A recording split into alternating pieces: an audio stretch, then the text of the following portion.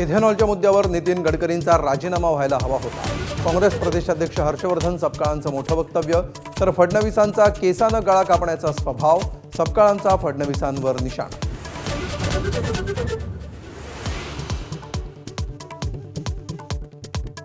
धर्मेंद्र प्रधानांच्या राजीनाम्यानंतर काँग्रेसचा आता अमित शहांविरोधात एल्गार।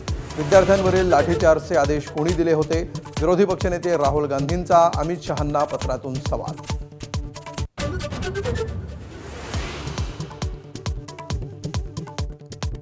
मुंबईतील शिवाजी पार्क परिसरात तरुणाईची तुफान गर्दी। धर्मेंद्र प्रधानांच्या राजीनाम्यानंतर जोरदार सेलिब्रेशन, ठाकरेंच्या सभेत तरुणाईचा जल्लोष।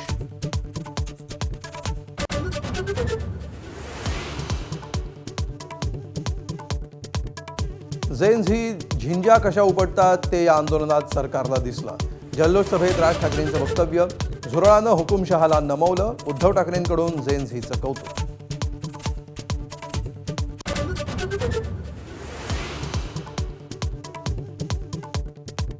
कॉकरोच जनता पार्टीचे संस्थापक अभिजित दिपकेंनी ऐतिहासिक विजयानंतर मानले तरुणांचे आभार।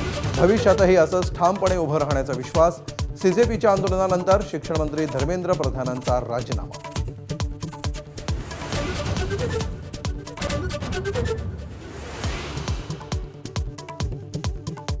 देशात अराजकता पसरवणं हाच त्यांचा हेतू। ठाकरे बंधूंच्या मोर्चावर उपमुख्यमंत्री एकनाथ शिंदेंची टीका, तर विद्यार्थ्यांना चिथवण्याचा प्रयत्न सुरू असल्याचाही केला आरोप।